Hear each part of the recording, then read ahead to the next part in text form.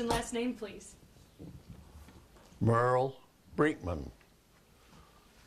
And could you spell that for me, please, so we make sure we get that correct? Brinkman. Excellent. Merle, M-E-R-L-E. Excellent. And just so we have it recorded, can you tell us what branch in the Army and what year, or what branch in the service and what years you served? Oh boy, I served in 42 to 44, I think. 45. In the Air Force. It was Air Corps at that time. Then they changed the name to Air Force. And now today, D-Day, a big turning point in the tide of the war. Tell me a little bit about when you think back on this day, what does it mean for you personally? Well, it was quite an adventure. We had to fly, we had to take the long way around to go over there, which was a wintertime route, which went to Trinidad, Brazil, across to Dakar, Africa, and then up to Ireland and over to England. That was the wintertime route. Otherwise, they flew from Newfoundland right over in the summertime, but we didn't have that route. And so you're in the plane and you're seeing what's happening. Tell me, if you can, to describe that sight of seeing all those Allied troops storming the beaches. D-Day. Sorry, mixed. That's right. You're right. You mean? Okay. Yes. Okay. All right. So tell me a little bit. Okay. What were some of the things you did in the service? Pardon? What were some of the things you did in the service? In the service? Yeah. Well, after I was inducted, we took tests, and for armament, mechanic, radio, and he says, well, you did pretty good in mechanics, so when the time come, this was in Florida, we got on a train, we were halfway to Chicago, and he said, you're all going to radio school, which was a surprise to us. But they put us in, at that time, the biggest hotel around, right on Michigan Avenue in Chicago, first rate, and I went to radio school there to learn how to send code and the alphabet, you know. And talk about what that meant for the servicemen and women, and what that meant for the Army by having you as a radio operator. How did you help contribute to the winning effort? Well, we were in the Air Force, so we assumed that we would be flying sooner or later. And then after I finished radio school, I had to go to gunnery school to learn how to operate the guns if I had to. I did not have a position, but I was the spare gunner if it was needed to be. And let's see. From there, I was sent to a crew in Salt Lake City. I got on a crew, and we had our basic training, 3 months of training, and then we went to, oh boy, it's been quite a while ago. Let's see. Oh yeah, then we went to Florida, and from Florida to Trinidad, Brazil, Dakar, Africa, up to Great Britain.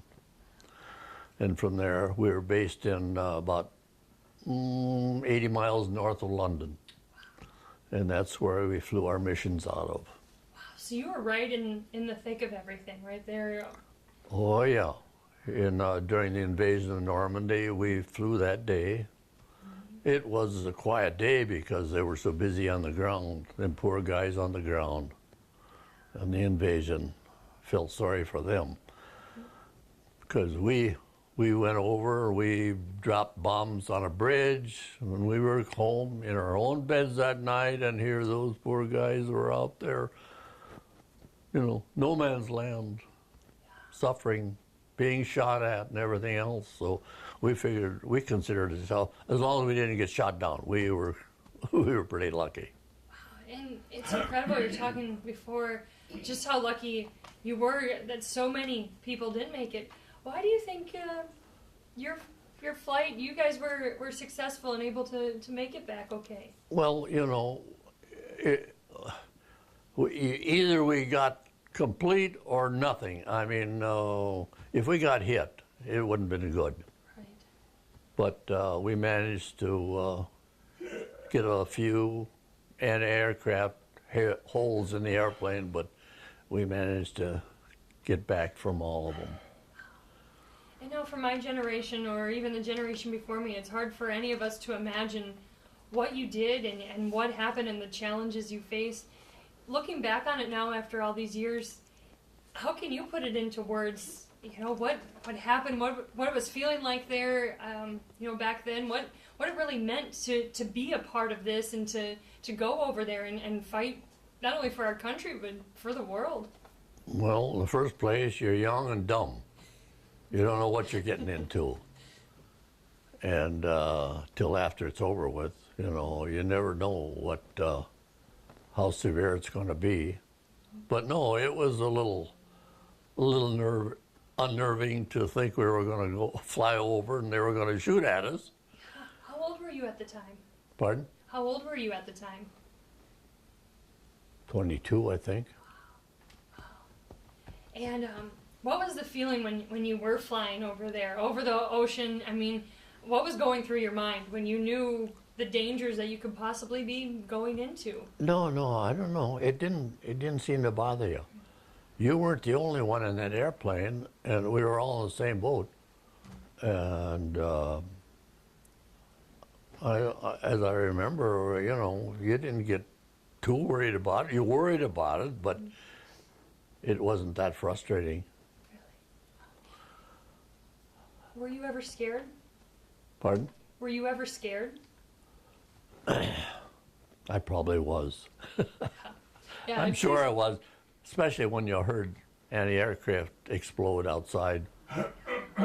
And then we would get a few holes in the airplane, I'm sure I was. Now, where were you living at the time when were you drafted or did you volunteer to go? I tried to volunteer twice. I was living in California, outside of Los Angeles, and I went down to I went down to volunteer, and my wife worked at a coffee shop. The recruiter could come over there and have coffee, and she told him about me, thinking about getting in. He says, I'll get him in. So I met him up there, and we walked over his office, and just as we got to his office, the phone rang. He went and answered, and he come back. He says, I can't get you in. They just closed all enlistments. There was so many volunteers that wanted to get in, ahead of time. So I couldn't. And, I says, I'm going to come home for a visit then. And, then I went up to Minneapolis, and I tried the same thing, and I couldn't get in. So I went back to California and let them draft me. Wow. And then they drafted me in the Air Force, where I wanted to go anyway. Good. Yeah. Wow, that's incredible to think that there were too many volunteers to want to go. Yeah. Yeah, they all wanted to go in the branch that they chose. And and they knew, most of them knew they were going to be drafted anyway. But then you got... And so then I went to, then they sent me all the way to Florida for basic training. They couldn't find a farther place. Huh? That's why he went to California. Okay. So what made you want to go into the Air Force? Well, I don't know. I just I thought that was a good one to get into. I don't know. And so you were actually flying the planes that were dropping bombs on the Germans and all over Europe? I wasn't actually flying it. I was a radio operator. That's right. But I sat right behind the pilots. And so if they got shot down, I'd be with them. But yeah. And then I had to report back when we had completed the mission by radio to our base. And, let's see, I had to check, well, I was right there by the bomb bay, so I had to check and see, make sure that all the bombs fell out. None of them hung up in there. But, yeah, the big responsibility was the bombardier. He had to make sure that they fell in the right spot. And you did something incredible that you completed all 30 missions, is that correct? Yeah, right. Yeah. How'd you do that? Yeah, and it was only 2.5 months too, so it was during the invasion where we were flying them often. And I don't know, you got to be young, I guess.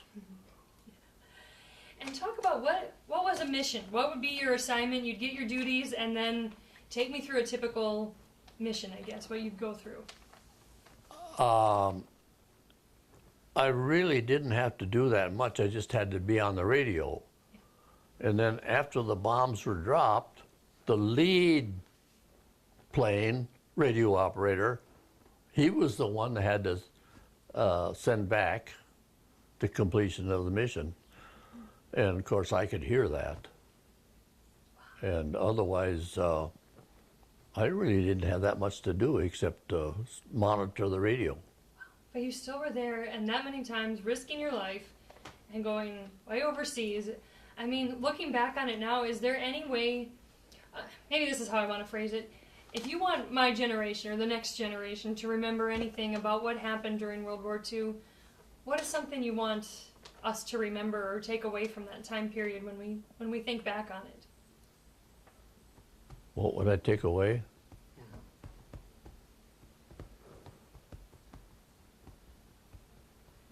Right now, I guess I can't think of anything.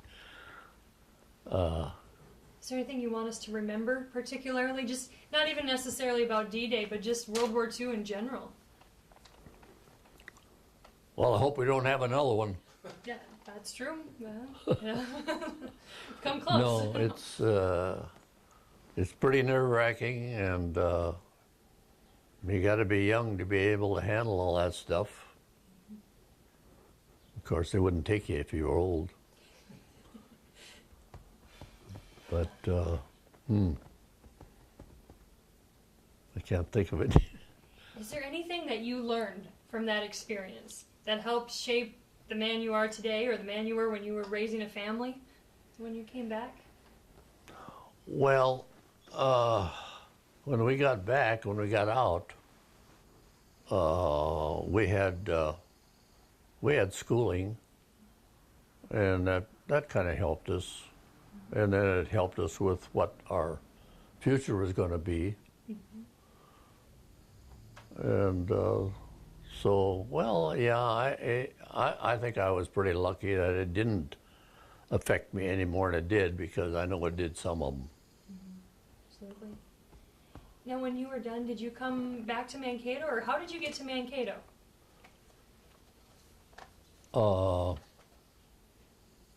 Well, we come back by ship across the ocean, and we went into Boston, and then we got on a train and we went to Chicago. Then they give us all new uniforms. And then from there, I was on leave, furlough. I got to go home then. And home is Mankato? I know you were in California for a while, but is Mankato home for you? Yeah, It is. yeah.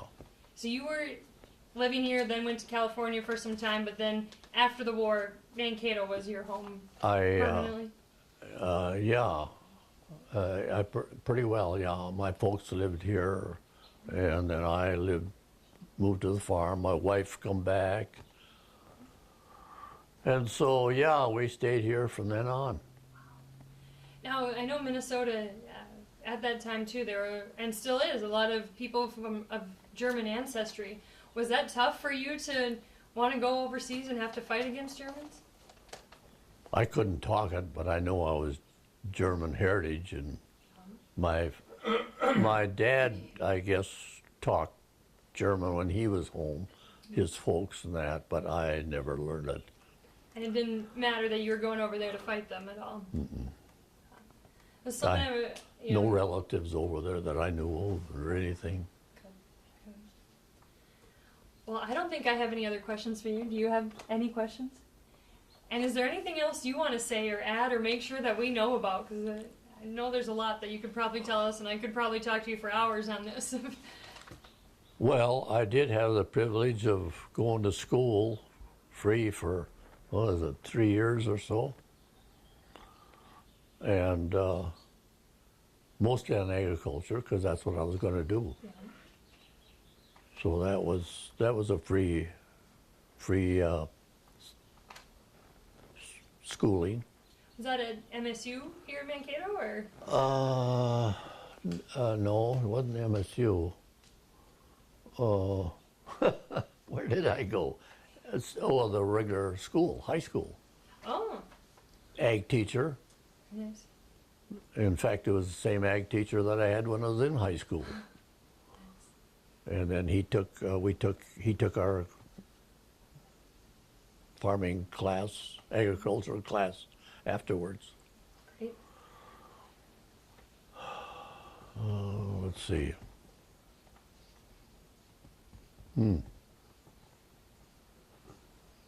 Can't. Well, I think you did a great job. This is just fascinating, the history and the things that you're able to share. I appreciate it very much. After I got back, they put me, down by St. Louis. I think I was in another year or so. And I was in a printing shop. I was their supply sergeant. Wow, so you've done everything. You've been all around the world. That's just really neat. All over the country. And Barry, my oldest son, was born down there. He was a freebie. He was born in the Army hospital. Scott Air Force Base in Illinois. Okay. That's where he served out his duration of his time. Very neat. Great. Mm-hmm. Well, thank you so much. This is fascinating. It's my way of taking notes is recording. So I'm going to go here too. By the way, so good job on your side too. Oh, Really good job. thanks. Well, it's interesting.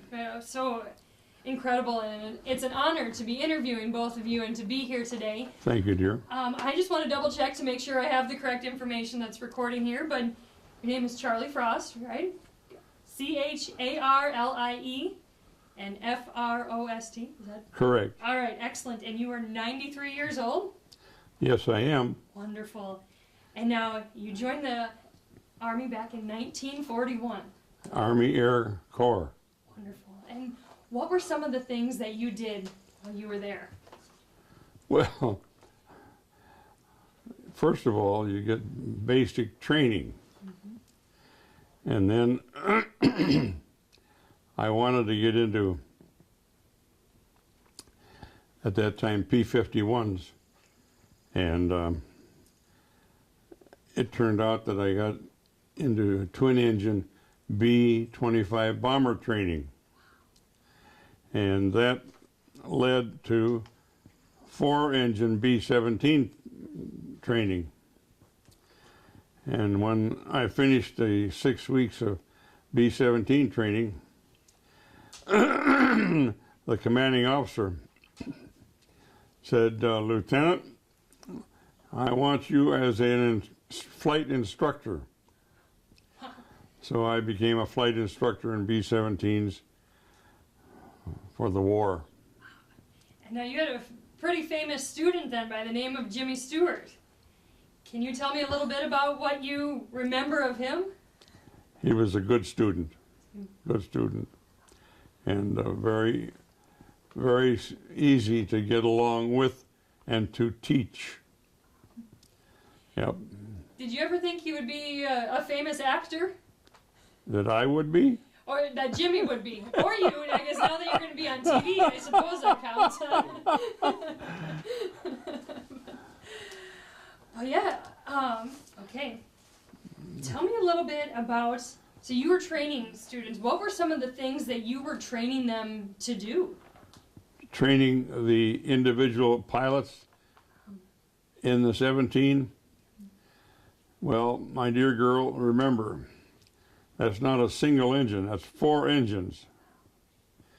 So before you take off, you check each engine when it is, when you've got it running, and that meant that you put the brakes on and run the number 1 way on the right.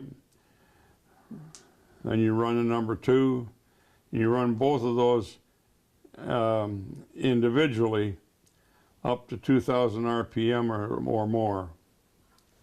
Same on the left side with 3 and 4. And you call the when you had a student, you'd call the tower and the runway to take off. They'd give you the number of the runway, like 270.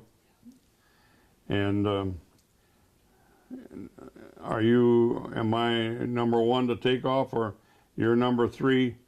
So on the taxi strip to that runway, just hold off until we get you up there or the point where you can taxi out and take off. And that was no problem. Yeah. And you had to train these students who are young teenagers, probably, to... Oh, some of them were 19, but the majority of them were 20. Still. And... Which I was. You were only that old, that young, I guess I should say, and training them. Yes. Wow, that's See, big responsibility. I had an advantage over most of them. I had my wings before I got there, because I worked for Marigold Dairies when I was in high school, and my income was such that I would take flight lessons at the Mankato airport, and after so many hours, I got my wings. So you went right from Mankato to your training? I'm sorry? You were in Mankato before you entered the service? Into the military, yes. High school, Mankato High School. All right. I was there the year, we were the hottest class they ever had. Well, I graduated from Mankato West in 2009. I guess the old Mankato school was now, but now... That was 41 when I graduated from Mankato High School. That's why they called us the hottest class they ever had. Really? All right. That's right. That was the year. Okay, now that makes sense. Okay, I was trying to. Yeah. Yep. Okay, you're the hottest class. That's funny. So I got to go in the new building then. All right. Well, I guess I want to ask you the same question I asked Merle. You know, when my generation or the generation after or before me, when we look back on World War II, what are some things that you want us to remember? Well, there are so many things that you should remember so that it doesn't happen again. And I think that's the biggest thing. And what are some of those things in your mind? Well, you have political leadership, and we were very fortunate in that our leadership didn't become involved with the war between Britain and France with Germany. And finally, because of the type of military that the Germans had, we became involved.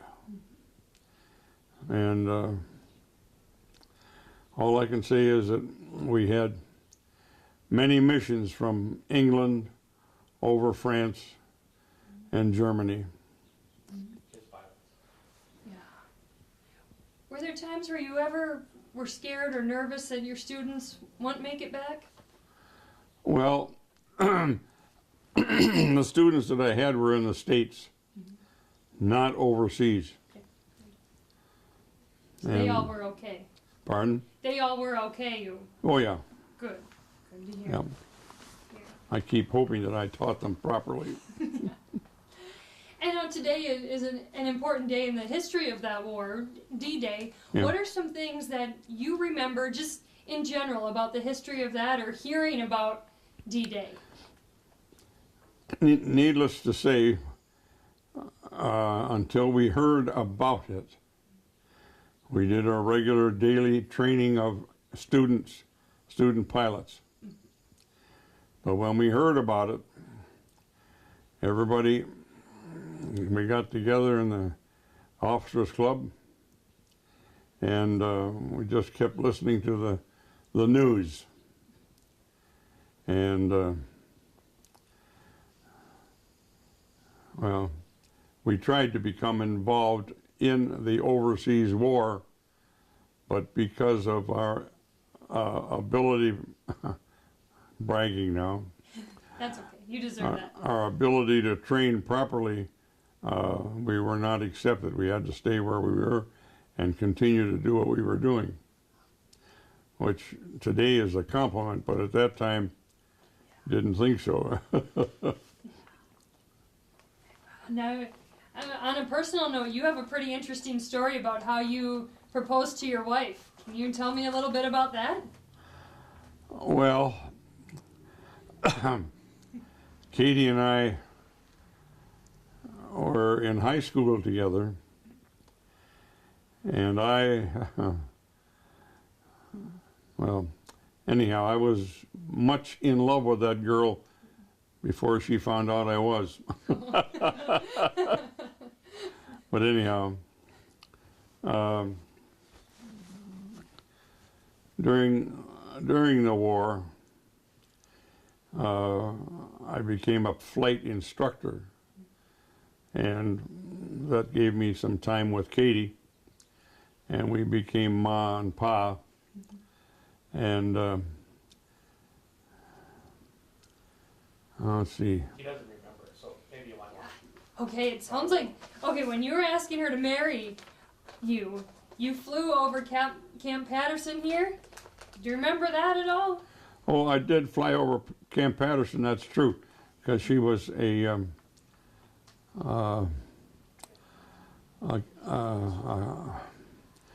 camp instructor, Yeah.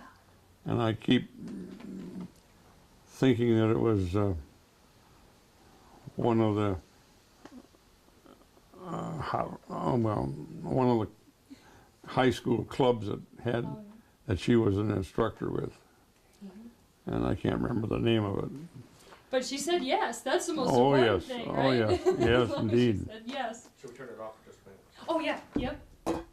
I He hear called you her say from it. Minneapolis and said, hey, Well, if you're out on the dock, I know you want to marry me. So then he- Oh, that's important. I was in love with this youngster, beautiful as she was, from the time we were seniors in high school. And I was a pilot instructor, and when she was a Camp Patterson, I think instructor with the, but I can't remember the name of the club, That's okay. the high school. But she was on the dock when I flew over, and she accepted me. And now you were flying pretty low, too, weren't you? 300 feet. And so what happened to the area around you then as you were flying so low? Oh, nothing. Nothing. Nothing inside, like any You of the had dishes? you had better make sure that the area was clear. No ducks or geese or birds that were in flocks. They couldn't outrace you, probably. Oh, they couldn't evade us. That's the point. It's a pretty neat way to propose to somebody, though. But it'd probably be hard to say no to that. Oh, when you're in love, I think there's a lot of things that you would say no to. One of them a very personal thing, of course. Yes. Now, if there's anything you want us to remember about your time in the service, what is something that comes to mind when you think of that? Well, I should tell you that I volunteered in the Army Air Corps, which it was when I got into it, and I got into it in June. Pardon me, in June, and in July, instead of the Army Air Corps, it became the Army Air Force. So the thing that I can remember is the number of students that I had. I had 2,300 hours as a flight instructor. It's a lot of time. And one of the students that I had was Jimmy Stewart. That's so neat. The Have you seen his movies? The actor. Have you seen any of his movies? Oh, yes. Which one's your favorite? They all are. They're all pretty good. Yeah, yeah. Great. Well, I don't think I have any other questions for you. Do you have any questions? And anybody else have any questions or anything? Is there anything else you want us to know about? Well, just that the service in the Army Air Corps was very advantageous to me, because while I was in high school, I worked for Marigold Dairies, and I took flight training at Mankato Airport. So I had my wings prior to getting into the Army Air Corps. So you're a step above everybody else. Well, I like to be that way. That's good. That's good. That worked out fine. Good. Good. All right. Well, thank you so much. I appreciate it. Thank you. Again, so informative.